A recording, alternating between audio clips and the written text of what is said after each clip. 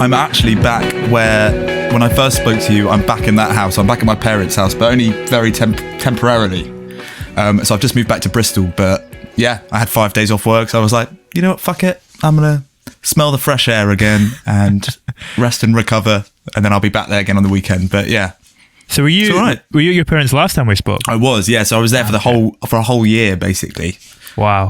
Which is pretty nuts. So have you just gone back to Bristol recently? So 6 weeks ago, I moved back for good, which is really exciting, and it feels like a really good time to move back. But yeah, had a heavy weekend, and I was feeling a bit sorry for myself, so I was like, "Fuck it, yeah, I'll just come back for a little bit." Home cooking. Yeah, home cooking. The cat, what a legend, Minty the cat. Yeah. How did you find being back home for a year? At the time, pretty good, but it's funny now coming back again. It feels very strange. It's just literally the same as it was, obviously when I was last here, but it's just, yeah, fine, kind of eased into it better than I thought I would. But that was the thing, when you feel like you're getting quite comfortable, which I definitely was at some points. I was like, oh shit, yeah, this is getting very comfy, it's best to get away. But yeah, it wasn't actually that bad. It was quite nice. It was just very calm, lots of time to do stuff, and a garden, which is a blessing really. So I saw you were working at one of the vaccine centres, right, for a little while. I was indeed. But that was a good thing, actually. I was doing that whilst I was here. So, yeah, I was. How long were you there for? Not actually that long, but it was so basically my work, the part of the reason I moved back as well was my work, my side hustle, whatever, let me, when lockdown was announced or whatever, they said, oh, you gotta go, which was a bit annoying. So that's obviously, I was like, oh great, I'll have to move home then. Did they not do furlough or anything? Well, exactly. Well, they, the first time round, basically I got sacked twice. I say sacked, let go twice from the same job, which is pretty good going, I'd say. That's quite impressive. But yeah, I'm on furlough currently, but it's a pretty shitty furlough because, yeah, it gets a bit complicated. But I wasn't getting my sort of hourly rate of furlough, but whatever. But anyway, so yeah, was working at a vaccine centre, and it was a really good experience. Pretty wild, and just crazy to kind of be involved in it, because it feels like such a big thing, doesn't it? But there we go. Yeah, I imagine it's kind of almost like a factory operation, isn't it? Pretty much, yeah. And at first, obviously, when we were just trying to get as many people done, we'd get there about 8, and then if we were doing a whole day, finish at 7, and then if you were lucky to even have a sip of water and get away to have a sip of water, it was just bam, bam, bam, churning it out. But yeah, my mum has just retired from being a doctor, so I was helping out at her surgery, doing it there. But yeah, it was good. Really, just when they come in, got to tick the boxes, and then bam, they're good to go. After a year of lockdown, I imagine any kind of experience like that feels something close to, not normality, but even just having a job or something. Exactly. Must be refreshing. Yeah, it was a blessing. It was definitely a blessing. Yeah, and it was just good to feel have a purpose. I've been lacking that, and it can make you kind of spiral, I guess, if you don't have that. So yeah, it was just good. A reason to, for things to get back to normal a bit easier, I guess. What did you, you're saying to have a purpose. What did you find yourself kind of centering yourself around during lockdown? Well, hopefully, I was trying to say, obviously music would have been a real good one, but that was, that comes with its creative challenges and the general motivation. But I guess just to mainly stay positive and just kind of that was my main purpose. But how did I achieve that? I did a bit of DIY and sort of challenged myself to a bit of electrical work in my parents' house. I was trying to help them out with putting up shelves and changing lights and stuff, which this is really boring, but I don't know. For me, that was... Painting's always a good one to kind of just detune a little bit. Exactly. Yeah, no, it was great. No, that was really cool. Just building things. I'm quite good with my hands. So that sort of stuff to the when I wasn't doing music or stuff, that kind of kept me feeling like I was helping them out around the house. Was good for me. Were you writing quite a lot as well? Yeah, actually, yeah, I did more than I ever have done. But obviously, you'd hope with all this time that you could kind of make the most of it. That's what I just kept telling myself, basically. But I think a lot of people didn't, though.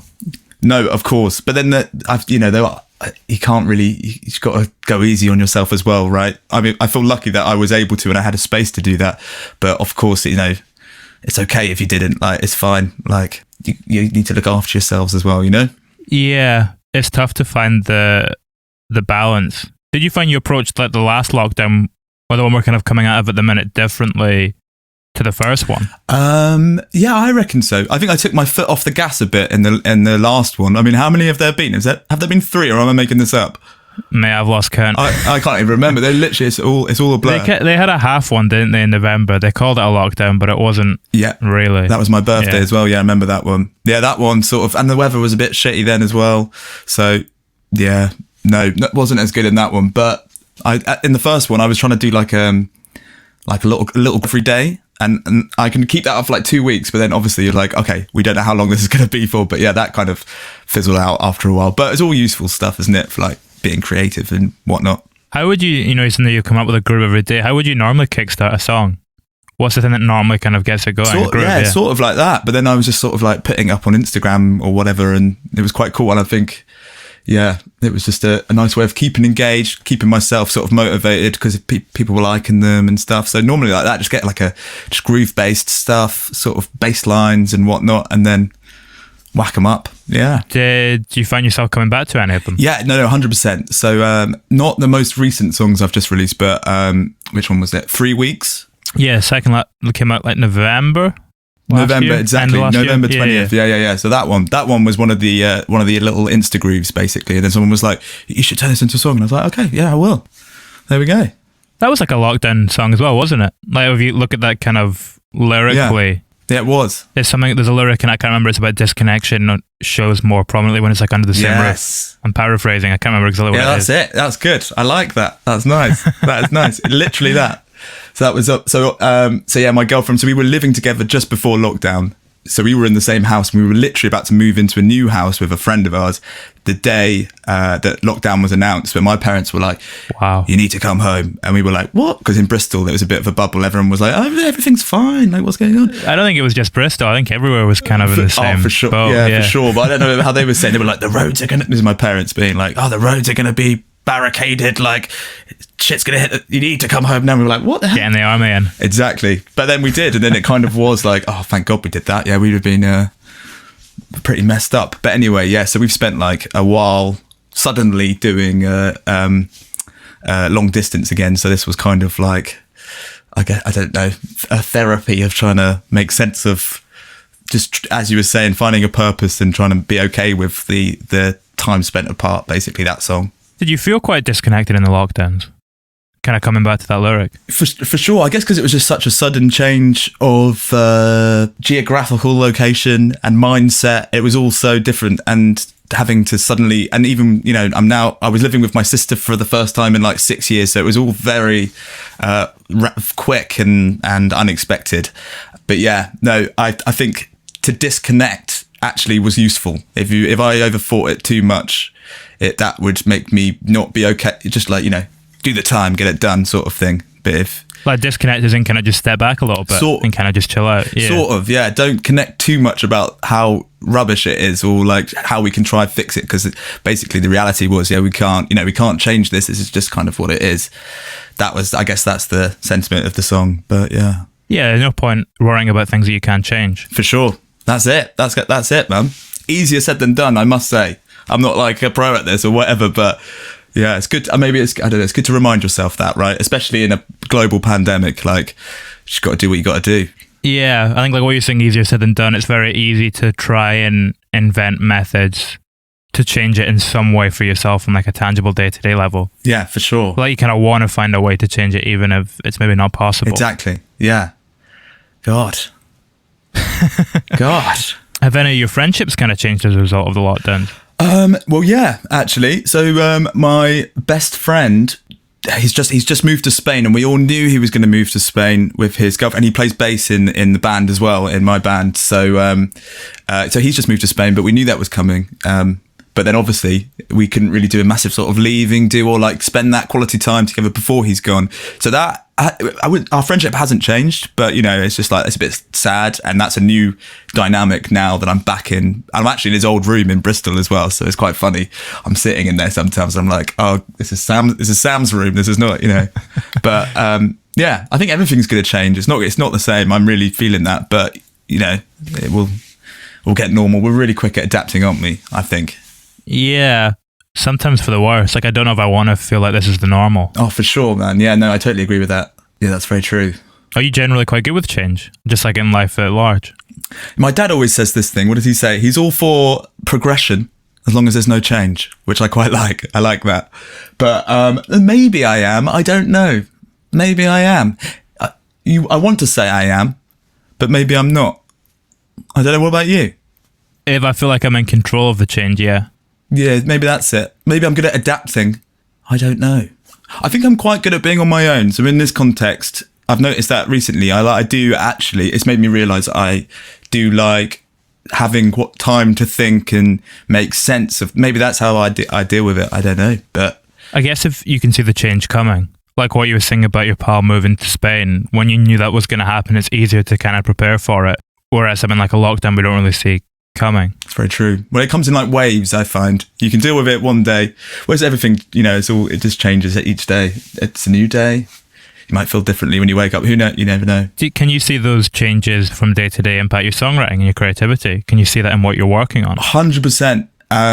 Yeah, 100%. And I think even sometimes that takes influence from outside people and people's views. Maybe, I take, especially my close friends and people that I value, how they feel about my music or their sort of opinion does really matter to me, which I guess can slightly hinder the music at points, from it just being super true and me just like seeing something through because I like it, maybe it slows it down a bit. But I don't know. Yeah, recently I've been trying to like settle back into the creating in this new space in Bristol, and I'm aware that I've been putting a lot of pressure on myself, which is actually like not that helpful. But I don't know if I've forgotten what the question was, but that sort of I can't remember what it was.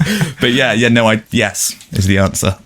Is what you're saying there about putting pressure on yourself to write in that new space in Bristol? Is writing something you do is like routine and you have to do it every day, or is it something that you have to wait for the inspiration to strike you? Yeah, I wish I could do it every day. But I'd say, it's just when normally if I sit down, I will come up with something. And recently I've just been trying to come up with something. And then if it's not cool, I'll leave it. I'll just start something fresh. And then when it feels right, this will be in like one session or whatever of writing. I'll just be like, start a project. Cool. Done that. Got that out. On to the next. I'll just start a new one until I really can like get in that zone. But that's a new method. I don't know if it's working so far, but yeah. Is that like what you're saying about the grooves as well? Is that you just writing various grooves until you find one that you click into? Yeah, I guess so. Yeah. Or something that just like, it feels good. Like it's hard to explain it. Do you know what I mean? God, can you hear the rain outside, by the way? We had hail today. Well, that's what's going on right now. Hail as well, yeah. It's nuts. Feels more like October than May. Yeah, very strange, isn't it? Very weird. It's interesting that feeling you're kind of talking about there, where you'll click into the groove, with a rhythm. When you do that, can you see what the song looks like at large? Do you start to get a picture of it as a whole thing? Is that what it is? 100%. And I think we spoke about that last time I spoke to you as well. But I think that's how it's so visual for me. I tried to explain it to someone as well. I don't know if I'll be able to articulate this as well as I want to, but imagine got a box and it's like you're a puppet in it. And it's like a 2D thing, but there's things behind it. And you've got like the scenery behind where the puppet would be in this box or something. In my head, I kind of can hear the sounds like that in terms of layers in front of each other, and there's a picture of it. I don't know if that you can see that. If you think about it, it's like the little ear candy bits that you put in. Is that what you mean with like the scenery and stuff? Yeah, for sure. Like where things like that's going to be on that side. But yeah, as soon as I can start, I kind of, if it connects with me and I can really immediately I can see where it's going, and then from there I will I'll pursue it and it will unfold. I can just I get going, I get lost in it, and I know picking up random instruments and I'm just like, yeah, cool, that should be quite good. So you can actually see what it is before you have to pick up the instrument. Yeah, see it, but I can hear it, but in my head it's got that sort of blueprint, visual blueprint of sounds, if that makes sense. Do you almost see it like a Logic session or whatever? Is that how you visualize it, like all the different layers? Yeah, maybe, actually. That's really true. I mean, I really do find it satisfying in like Logic when you can kind of like, you zoom out and you see like the arrangement of like, there's like a sort of formula to it. I see what you're saying, yeah, because I do find that really satisfying. So maybe it is like that. It's quite a visual thing, but also, corresponding with the sounds. I don't know, but Yeah, there's something really special about when you can see it, like what you said, when you pull it and you see it visually all just slotting into place, because you can see the sounds on the graph, you can see exactly where they all slot into each other like a puzzle. Exactly. And I just, arrangement, I find it so fun. Like, I find it so interesting, arrangement. And I think, that plays a big part into the songwriting in general for me as well. I mean, of course, lyrics I treat very differently to the music, but it's all part of it. The arrangement is as strong as it has to go together, I think. You're saying you treat lyrics very differently to the music. In what kind of way? Oh yeah, so some people ask me, they're like, "Oh, do you do lyrics before you've done the music?" But I've got little ideas on my phone of lyrics that are already just in my phone. I'm sure lots of people do it that way, but I do music first for me, and I think the music can create a feeling, which then impacts the lyrics. As it's kind of an equal. There's an equal responsibility to both parts for me. So yeah. Is that a similar thing with what we were saying there, how you see all the sounds slotting in like a puzzle? Is that a similar thing with lyrics and melody? Do you need the melody there and then you kind of put the lyrics into place? Yeah, exactly. For sure. Yeah. Melody first, and then if I can, and then, you pick up, you grab onto the, and then, the song reveals itself, and then you're flying after that, hopefully. Does each line kind of lead on to the next one, like in terms of writing momentum, or is it more there'll be like scattershot to start with? Oh, that's a good question. That's really good. I don't know. I think, but a bit of both, to be honest. But yeah, that's really interesting. I don't know. Yeah. I guess it's difficult when you rearrange it so much. That's so like true. It must change so much from the first kind of draft of it. Well, actually, I don't know if it changes that much. What I tend to do is just like overload it a little bit, and then it's very dense and thick. So I need to like take stuff out basically just to give it a bit of like breathing space. So when I show it to like my friend, like peers or whatnot, they're always a bit like, yeah, that's it's sounding cool. Obviously, you had a lot of ideas going on at the time. Like maybe give it like a bit of space, which is always good. Like it's so simple, isn't it? Just to like take something out and let it breathe a little bit. Oh, it's crazy. I mean, I was listening to Smashing Pumpkins. Mm-hmm. It was the Melancholy album. I was listening to the deluxe one where you get like kind of all the different mixes of it. Oh, nice. Yeah. And there's a mix of zeros on that where they put a synth into it, but the actual mix has it taken out. Wow. And it sounds so much better just without, it's not even that big an element in the song, but just take that one element out. Exactly. And it's just so much more visceral. And I think that's why it's important to have a good producer who can tap into an artist like that to stop them like overbearing or like just going a bit nuts on something, and just be like, no, it's like, it's good, someone to tell you when to stop, I think is really important. But that's interesting though. Is that how it kind of works for you producers? Do you kind of go in with the full songs and they kind of just help with arrangement and just strengthening it a little bit? Yeah, exactly that. And I think I'm finding learning from it myself, and my production is getting better than it was when I first started releasing stuff, that it's really almost, I feel like it's truly my sound, whereas maybe at the start it was more of the thing we were just saying where like you need to take more of this out or take a bit more of that out. But yeah, I think that's important. And the guy I've just been working with recently, Max Rad, so he's great. And I send him my projects, and he he adds a few textures and mixes it, but he really tries to keep it as raw and as real. Even with like vocal takes, he's like he's all for keeping that first take in the moment, keeping the moment there from when it was created. And I think you can hear that in these new songs, the real spark from when it was being created or whatever, made up, or but that's important. Why is it that's different about that spark?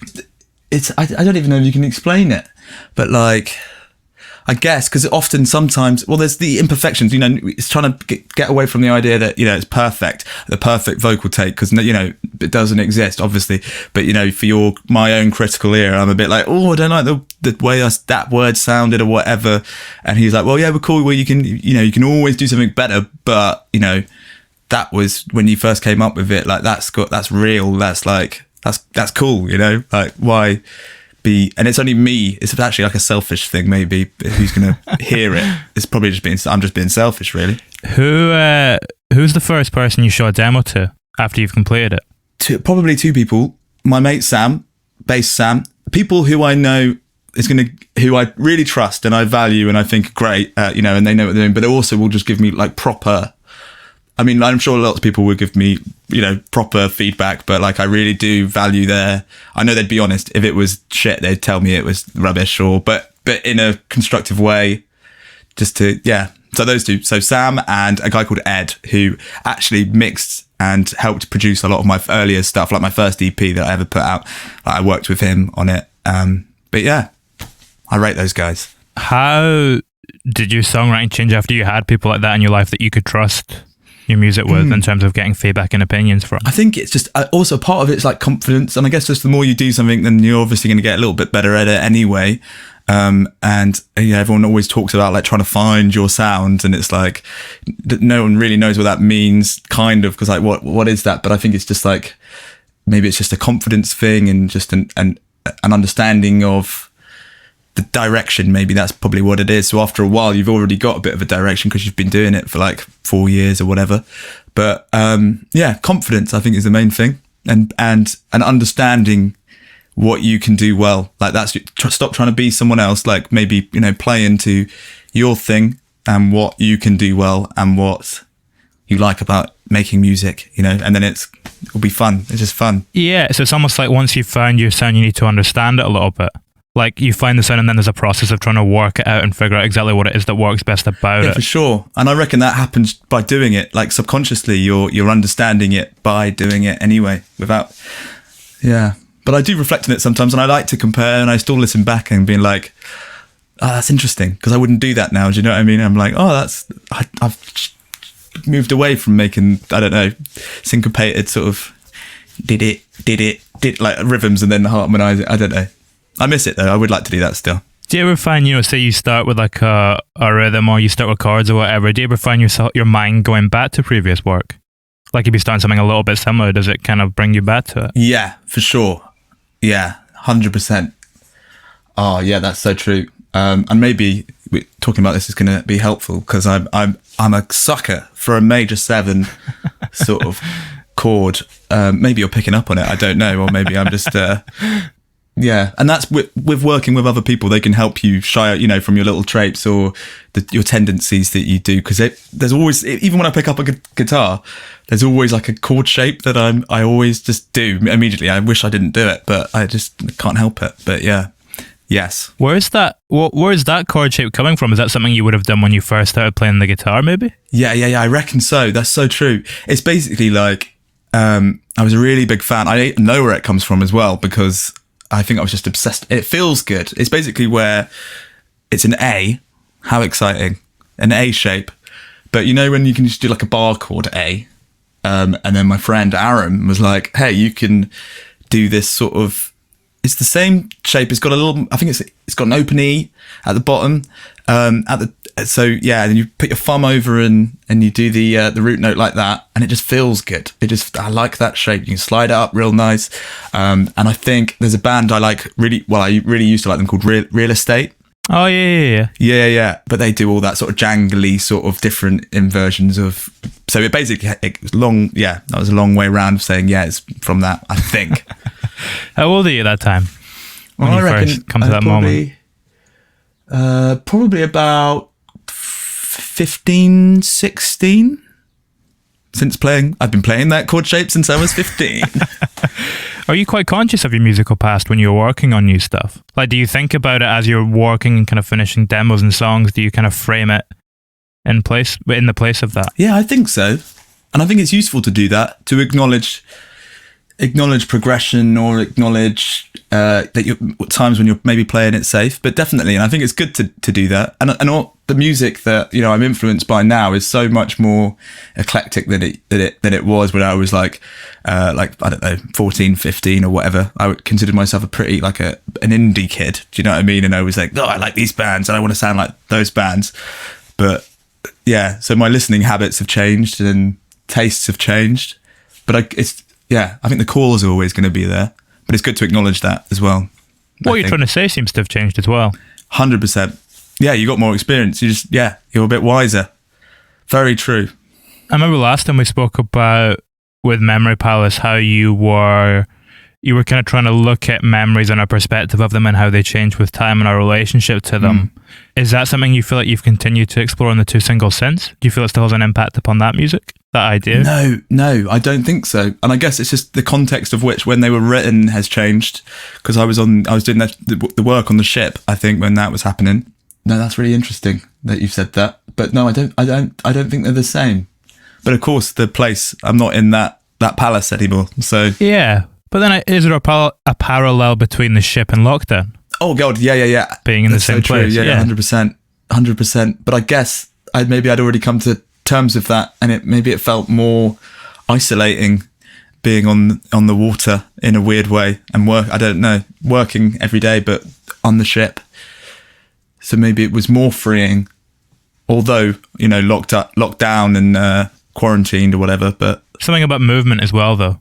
Like you're constantly going forward when you're on the ship. Yeah, it's the juxtaposition between the two. It's very, very strange. So weird.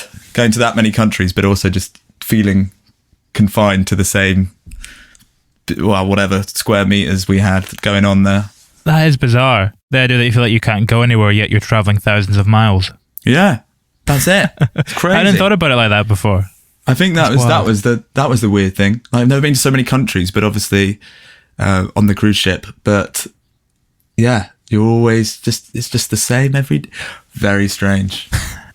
So different, but so the same. With that EP as well, what we're saying about that memory palace, you're kind of documenting these memories where maybe on the last two singles, it feels more like you're singing at someone, you're singing to someone. Yeah. Particularly on the last one, Let It Out.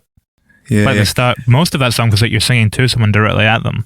And it is that. This one's a bit more playful. I guess it's not as deep, but it is that. It's a bit more fun, that one. But it is, and I think people have been saying that about the new songs, that they're a bit more direct. My vocal, and maybe this is a production thing, I don't know, but also it sits, on top a bit more. It pops out at you, which is cool that you're picking up on that as well. That's cool. Would that inform what you're saying there about the song being more direct in terms of your writing and your perspective and your voice in it? Yeah. Would that influence the rest of the sounds that you're kind of playing with in that song? No, I don't think so. I don't know the sounds. I think a lot of it is just in terms of creating the song, it's just playing the same things over and over again. But for me, that's fun. And again, it's like a very I'm indulging in that. And I can just do it for hours until when I think I've got maybe the right melody on the synth or something, I'll just play it over and over again, because it's fun to, and then maybe that will change by the time, I do one more, I don't know, I just tweak it slightly. That's the take. But I could, just carry on forever. Would it ever completely change over the course of those few hours? If you're tweaking it slightly each time, can it be completely unrecognizable by the end? Yeah, completely. Yeah. So that actually, like you were saying earlier on, there are different drafts, I guess, where one thing has completely sent the song in a different way, but it's just been stronger than the other thing, which was still really fun to make anyway. Do you record the whole way through? Like, will you be able to have that a recording of the first thing you played, and then can you compare it to where you're at the end of that cycle? Yeah, no, I think so. Yeah, the whole way through if I can. Oh, as in like the take the whole way through. Yes, what we're saying about how you might start off playing it and then you'll just change it gradually each cycle, and then by the end it's a completely different thing. Would you record it the whole way through so you could look at what you're doing at the start and compare it to where you end up? Yeah, exactly that. But often I'm not that smart with comping and stuff. I'm all for now I can play it better, delete. I don't keep files, which I should, but yeah, I'm not that well trained in that way, so I'm just like, cool, I can do it better, let's just keep going, because it's just an excuse to play it more anyway. If I'm enjoying it, then it's just a good sign. So also adds a little bit of kind of tension to the process. Once it's gone, it's 100% gone. Pressure. Yeah, that's true. That is true. Well, actually, that being said, going back to those Instagram grooves I was doing, one of the early ones, which is I'm pretty chuffed with it. It was turned into pretty much a completed song with this crazy groovy breakdown thing going on, and I've got the bounce of it, but I have no clue where the project actual project is, so it's disappeared. So that's me just being an idiot, really. But in a way, there's something quite nice about that. It's just like that was that. That's cool for what it is. I guess it's an instrumental now, but there we go. Just have to move on, do another one. Do you think you could ever recapture it? No. I thought about it, but I guess not really. Yeah, no, I haven't. So I've got a lot of demos like that where they are just what they are. And that's the thing. If I don't like see them through, then they're just kind of just festering. They're just like, there's so many I've got like that where it's like I either see it there and then, or it's just I'll have to just start again until I find the song that really sort of captures me in that way. How it's interesting as well to think about that. Well, you know what we were saying earlier, where once you get that groove that really works, you hear the kind of full song and you can see it. Is that when you begin to structure? Is that when you'll start to try and arrange it? Yeah. And I think it can happen quite quickly. So if it takes any longer than, I know if it's taking too long, then it's obviously something's not quite right. Do you know what I mean by that? I don't know. So yeah, there's a value in writing something quick. Yeah, sort of. I think if you have to force it, then it's not right. So it's like, cool, that was that. On to the next. And then it keeps it fresh, keeps it exciting, and maybe keeps the pressure up. I don't know, because that, like you're saying, that adds quite a lot to the process. But do you have to completely like at least a draft of the idea in that first setting? Normally the draft will be on. I say draft, but like the idea, the nucleus of the song or whatever will just be like a guitar rhythm or a bass line just on my phone, and then that's enough. And then it's like bam, let's get going into Logic or whatever. When does it start becoming an idea and it starts becoming a song? At what point do you kind of put that sticker on it? What actually is a song for you? How do you kind of define it? The song for me is when the lyrics, like when I've done the lyrics, the rest of it's like the sort of self-indulgent fun time of just like recording it for the fun of it. But obviously the song, once the lyrics are down and I've recorded the lyrics, like then that's the song. So until I've recorded the lyrics, it's not a song for me necessarily in the same, with the same emphasis of the word of song, I guess, if that makes sense. Is that because at that point you know what it's about? Yeah, I guess so. It's not that it's not a song, it's just more of a thing. It's like, oh, listen to this thing I've made. But then when I do the lyrics, that's like a different hat. And then until I've recorded them, then that's the song. Do you have to, it's interesting, you use that phrase there, it's a different hat. Will you kind of compartmentalize the different parts of your process in your mind? Like, I've done this bit, now I'm going to do this bit, now I'm going to do this bit. Yeah, exactly. So I treat them very differently. So it's more of a less sort of frantic thing doing the lyrics for me. It's less like sort of like completely in the sort of engrossed sort of state of mind. It's a bit more reflective, bit more thoughtful, sort of. So I have to sort of treat them differently, which is, I think, in a way, which is why, like with writing sessions and stuff, I'm a little bit, I shy away from them slightly because it's kind of such a personal thing to be in a room with someone and write lyrics, because I'm just not used to doing it like that. But I'm sure it would be valuable. I'm just haven't really tried that yet. Would there be a place where you'd be able to get to a point where I could do that? Yeah, that sounds kind of negative though, but I'm trying to work out how you would get to a point where you could do it. Yeah. Like, I'm wondering what would have to change so that you'd be able to put yourself in that setting and be able to kind of channel it in that space. Yeah, maybe if someone else did I don't know. I don't really know. I get, it's almost like obsessional,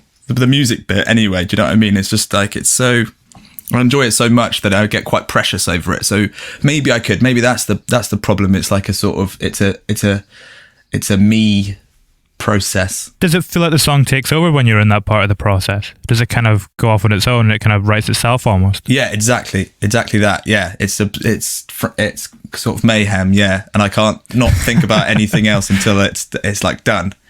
Yeah, it's crazy. Maybe that's why the sessions don't quite work for you, because it's almost like you're not fully in control. It's kind of in control of itself and you're just channeling it. Yeah, especially if someone else is doing the music part as well. If say I was sitting there just a little bit behind them in a chair, I'm sure it could work like that, but just so far it hasn't, like, necessarily. But it's all very valuable, to expand on your writing practice, I guess, to write with other people. But yeah, there's that part of the process, the part we're kind of talking about, that feels a bit manic and a little bit like mayhem. Is it quite a fragile part of the process? Does it feel like if you maybe take a wrong step, can the whole thing kind of shatter a little bit? Oh yeah, completely. Yeah, especially if I'm not saving it along the way and I'm just going yeah.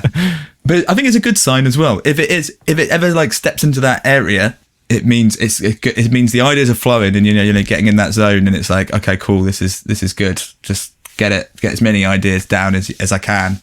And then that's why the use of the word fragile is the writing, the song, the lyric part that suits the energy or the feel of the song. It's they have to link up. It has to feel right. Would you ever develop songs in a live setting as well? Like, would you ever take them into something, maybe tweak them slightly after a show or something? Yeah. And we do that with the band, to be fair. So when we play live, I mean, the songs, and you know, they're quite well produced, a lot of them, in terms of there's so many textures going on. But obviously, you know, there's 5 of us in the band, but we don't play to track or any of that. So they're never going to sound exactly like they do on the record. But in a way, I quite like that. They're two products. They're two, you know, it's Charlie playing guitar. It's not me playing those guitar parts. They're on drums. They're not samples. It's quite nice. So they're already, that side of it is that the live context gives new meaning to the songs in a real experience way, if that makes sense. Would they ever change in a live setting with time? Oh yeah, and they all do. Yeah, they definitely do. Yeah. And they all, you know, even for example, Plastic Gold. I mean, I'm trying to work out if we'll ever play that song again. Now there's so many songs since then, but there's a little bit in the bridge, and in the recording I only do 2 sort of. It's like a little push just before it goes back into the chorus or whatever. I did 2 chords, and then Charlie was like, "Well, why don't we add in this little passing chord as well?"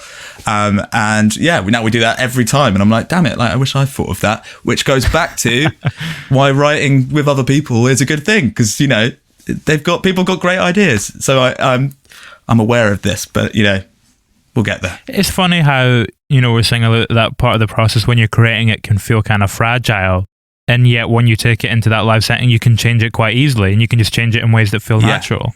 But then if someone else is changing it, is that a part of it? The fact that someone else is changing it and not you? A part of what, sorry? A part of... The idea of it no longer being fragile when it's in that space, in terms of tweaking it and changing it slightly. Well, I like it. I think, I don't mind them changing it if it's like, you know, if we're in that... Because once we are playing together, we're a unit, you know, we've got to... And if it's a good idea, it's a good idea. Like, I'm all for it being changed. And, you know, that gives value to them and playing it. If they're going to play the music, you know, they've got a great idea, like that's brilliant. Let's do it. What do you do for like samples and stuff live? Like in Let It Out, you obviously like the Bird song and stuff. Yeah. I can't remember what's the song that's got a toothpaste commercial in it as well. Oh yeah, nice. Well remembered. Tongue Tied, which we've only played. Tongue Tied, yeah. We've only played live once, may I add. That was the last gig we did. Wow. was when we played Tongue Tied the last time, which is just madness. But yeah, what we're going to do about the samples? Very good question. We're going to work this one out because they're getting more sample-y for sure. It kind of gives. It comes back to the ear candy thing. It kind of just gives it a little bit of a slightly different personality. Yeah, for sure. And I guess who's really good at doing that? Jungle? I don't know. Very good at doing that, yeah. Like, you know, you listen to the music like, how the hell are they going to play this live? But I guess there's quite a lot of them, but they do, they replicate it so well, like, fantastic. So maybe I'll just see what they're doing and try and do the same. I don't know. Has the reason you make music changed with time? Yes. And I guess also the idea of being an artist, that word of like being an artist adds a weird sort of level to it, which it didn't used to when I first started making music. Or like, if, you know, people maybe start taking you a little bit more seriously, be like, oh, this guy's been doing this for a while. Like, oh, he's committed to it. Like, whereas before it was, I guess, a bit more fun. And I did start out in like a band.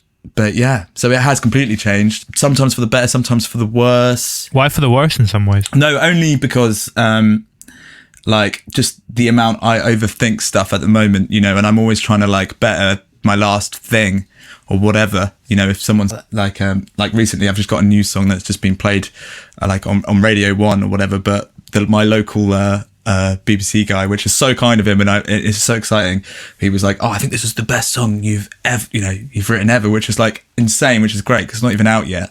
But then in my head, I'm like, especially when I sit down to write, I'm like, okay, well, how can I make what is the next thing? But that's all. It's okay if it's not as popular or whatever. But all this madness, like you can overthink it. When actually, back in the day, it was just fun. It was just fun to not just to make music because you wanted to, instead of trying to do it because you want to make a career out of it. I don't know how. It gets a bit Are you wild. quite competitive with yourself? Yeah, 100%. Yeah, but I think I don't know. I feel like you've got to be a little bit. Yeah, it's like, yeah, maybe I am. I think so. Yeah. I think it's, as long as you, I think it's very healthy to be competitive with yourself, just as long as you're not being competitive with other people. Because once you start that game, it's just a game of comparison. There's always going to be someone doing better. 100%. Yeah. Oh God, that's so true. And you will drive yourself crazy. And I think we're all, I mean, especially with social media, and I think that's so much part of the music game at the moment, isn't it? So actually, are you, I think if it was just about the music, we wouldn't compare so much, because you can't compare. You just enjoy people's music, but it's just the social media aspect of it which we're probably comparing. Maybe that's what I'm talking about. I don't know. But well, it comes up a lot. It feels like something a lot of artists are kind of struggling with at the moment. Oh man, it drives. Yeah, it's nuts, and that's the thing that stresses me out the most, which I didn't used to. I used to write some tunes, or we used to write an EP, whack it up on Bandcamp. It was so exciting, but it was just, it was just so fun, whatever. But now it's just like having to do a post. Oh man, it does. Yeah. You get that little fix, you get that little buzz when people are liking it or whatever, which is, great, cool. But yeah, it does stress me out being like, I need to post more, but God, yeah. We've kind of spoken a few times in the last few minutes about when you started off and when you got into it and how it's maybe changed slightly in the way that you approach it and what it's doing for you. And use that word artist and this idea of when you do it for a few years, you start to get taken more seriously. Was there ever a point where you were afraid of the word artist? No, I'm not afraid of it. I mean, it's just like, I guess artist is more of like I'm sort of just a maker, and the same, making things that I like and hoping that people will like them. But artist is quite, it's just like, it's quite cool. I like to think it's like, nice, I'm an art. I like maker. That's a very humble way to put it. A maker of things. And I guess even, back in when we're talking about the lockdown purpose or whatever, like, it was just making stuff, like the amount of satisfaction of like, there was nothing there and then you made something, because you're an artist, but you've necessarily got a huge, you've got something you need to really say. It's just like you've made something that you're proud of and hopefully people enjoy it. But yeah, I mean, it's cool to think of myself with like a nice little beret on and sitting out in a cafe somewhere feeling like, God, I'm an artist. But I do that though sometimes. Do you need to make to feel fulfilled in life? Yeah, I think so. To be happy? 100%, yeah. And I think for me, it's also a bit of a voice, which again sounds cliche, and that's something an artist would say. An artist would definitely say that. When are you happiest making music? When it gets frantic and it's like I'm really feeling it and the ideas are flowing. That is like that's the sweet spot. That's my favourite bit. For people in the surrounding areas when they're just hearing the same thing over and over again. But that's me in my happiest moment, when it's just like grooving away. Just like loving it and just like, oh wow, yeah, and then I'm going to do that thing, blah, blah, blah. That's the fun bit for me. I love that bit. There's a real kind of euphoria and mania. Yeah, for sure. But I think it's kind of controlled. Like I'm quite a tidy person. Like before I start, everything's very tidy in its place. It's all very organized. But by the end of it, like there's no time for tidiness in a way. It's just like things everywhere. Yeah. And then I clean it up at the end and then, it's all good.